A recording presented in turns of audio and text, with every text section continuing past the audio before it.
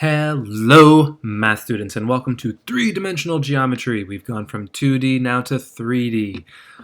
So there's a lot that goes into this unit. I'm going to briefly talk about the unit as a whole, and then we'll jump into today's lesson, which is the basics of 3D geometry. So the first thing we're going to do, which is today's lesson, we're going to go over some basic vocabulary and identify a few key figures so that you know exactly what we're talking about when these words are brought up throughout the unit. From there, next week we'll be doing some surface area lessons. Surface area of various three-dimensional figures. That'll be cool. And then we'll jump into volume lessons. We'll do those for a couple days as well. And there's a couple other little things we'll sprinkle in there, but this is the basic outline for our three-dimensional unit. And so here we go. The first thing is we're going to go over some basic vocabulary. These are some words that will come up from time to time, and it's important for you to know the words, because if you don't, you're going to sit there saying, what is he talking about? So the three words that fit in the basics of 3D geometry are face, edge, and vertex. So I have right here constructed a three-dimensional figure. This is a rectangular prism, and I'm going to use this to demo what each of these words means. So the first word is face. Every three-dimensional figure has faces, and a face I'm going to define by calling it the flat surfaces of a shape, of a 3D figure. So the flat surfaces are known as the faces. That would be, and I'll try my best to show that on here, if I can get my pen working. All right, so we've got like the front of this shape. You could like rest that in your palm if you were holding it on that side. That's a flat side, that's a face. This is a face on the side over here. The top is a face. The back is a face. This figure in particular happens to have 6 faces. If I were to give those faces names, I'd call them top and bottom, side and side, and then the front and the back. 6 faces, flat surfaces. Cool? All right. The next is what we call edges. Edges are where 2 or more faces meet. So an edge, think of like if you're sitting at a table, you're probably right at where the edge of the table is. An edge would be like this. This top face and this front face meet right at this joint here. That's an edge. This is an edge right here, where the bottom face and the side face meet up at this point right here, this juncture. That is an edge. This figure happens to have 1, 2, 3, 4, 5, 6, 7, 8, 9, 10, 11, 12 edges. And again, it's just all of basically the line segments. It's where 2 faces meet up and they form a line segment. And lastly, our last word is a vertex. Sometimes you'll hear this by its plural, which is vertices. I'll type that in there, vertices. It's more than one vertex. And that is where 2 or, actually it's 3. 3 or more edges meet. So a vertex is formed like right. I'll draw little circles on them. This is a vertex. It's where this edge, and this edge all intersect right here. This is a vertex right here. This is a vertex, and so on and so forth. This figure happens to have 8 vertices, and it's just the points. The vertex is the point where 3 or more edges meet up and they intersect. That forms a vertex. It's the like corner, if you were to give it a fake name. It's like the corner of a figure. So cool. Basic vocab. And the last thing we're going to do today is we're going to define the 2 key players in this unit, the 2 types of shapes. And this unit is largely going to be comprised of different types of prisms and different types of pyramids. And if we were making a family tree, Both of those are types of polyhedrons. It's a fancy word. You can look it up. A polyhedron is any three-dimensional figure where the faces are all polygons. So that means we're doing nothing that has circles in it. No cones, no spheres. Everything has to have a polygon face, a straight-edged face. So you'll see some triangular prisms. You'll see pyramids of different types. And what you need to be able to do, one of the skills that we want you to be able to do, is to be able to look at a figure and tell us exactly what that figure is. Name it. And I don't just mean prism or pyramid. Be even more specific than that. So that's what I'm going to go over right now. How do you know what a prism is versus a pyramid?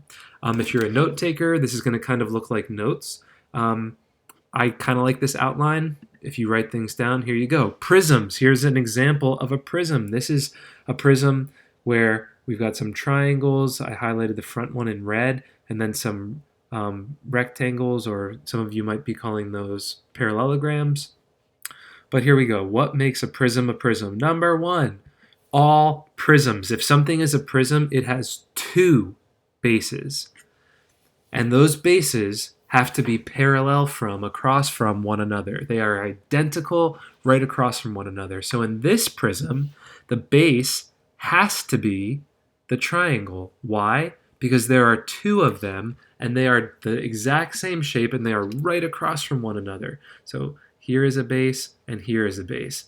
This is a prism. It has two bases, and the bases happen to be triangles in this. This picture I chose in particular because not all three-dimensional figures will be sitting on their base. A lot of you might be tempted to say, oh, that bottom rectangle is the base, because it's sitting on it. And I would say, you're wrong. Prisms and pyramids and all types of 3D figures are not always sitting on their base. Sometimes their base is not the bottom, so to speak. All right, so our next key characteristic of, whoa, I don't know what just happened. Our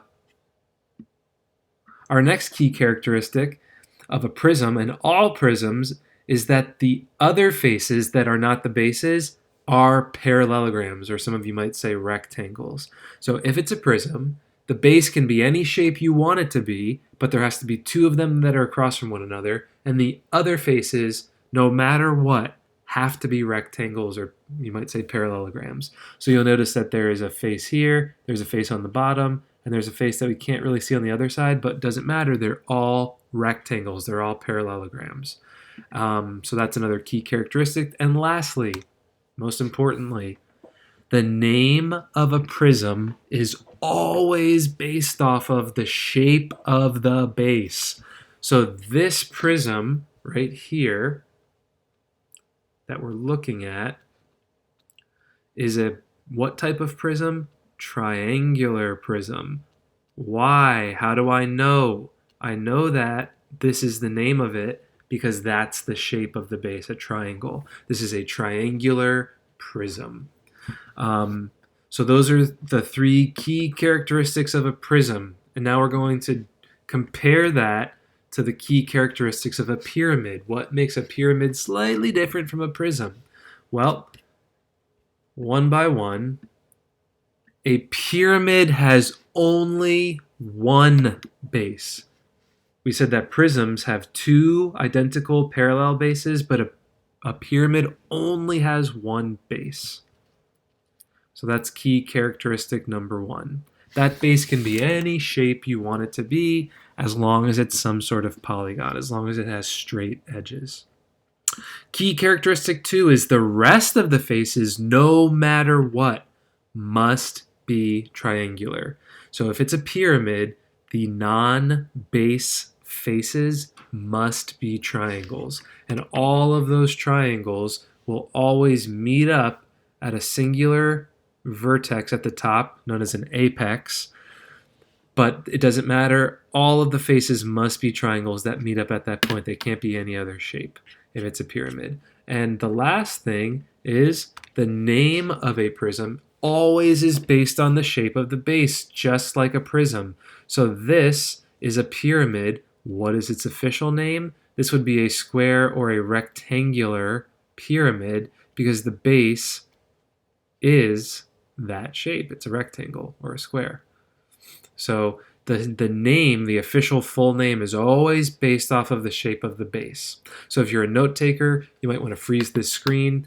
This is the keys for today's lesson, along with the 3 vocab words that we looked at from before. A pyramid versus a prism. And the problems that you're going to look at today are going to ask you to do one of 2 things. One, name the solid. What type of figure is this? What's its official name? And 2, how many faces, edges, and vertices does that solid have? So let's practice that with this figure right here. I know without a shadow of a doubt that this figure has to be some sort of prism. Why? Because it has 2 identical polygons that are parallel right across from one another. One's on the top and one's on the bottom. It has 2 bases, therefore it's a prism. What type of prism is it? Well, if I want to know the exact type of prism, I look at the shape of the bases. Well, this is a 5-sided shape. 5-sided shapes are known as pentagons. So we would call this a pentagonal prism because the shape of the base is a pentagon and it's a prism. Cool. Lastly, how many faces, how many edges, and how many vertices. So faces, let's count them up. There's 2 bases, 1, 2, so there's 2 faces. And then coming off of that, I've got this rectangle, I've got a rectangle over here, I've got a rectangle on that side in the back that we can't really see. I got another one that's back there.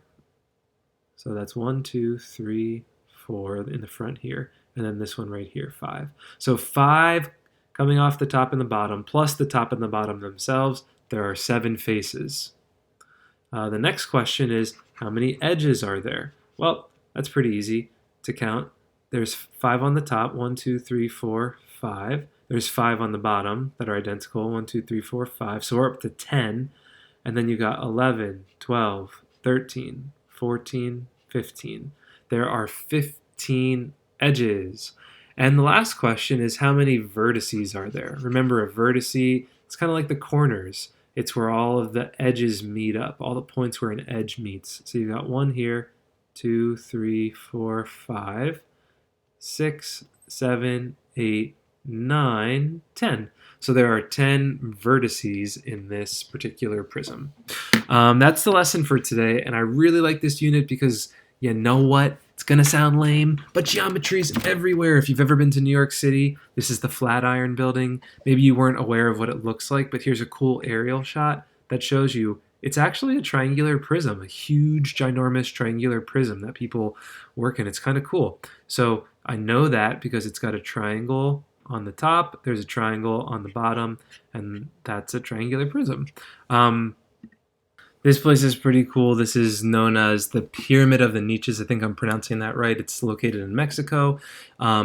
It's you can look it up there. It's the ruins of this mysterious lost city of El Tajín. And anyways, I bring it up because look, it's got all these cool 3D figures that it's composed of.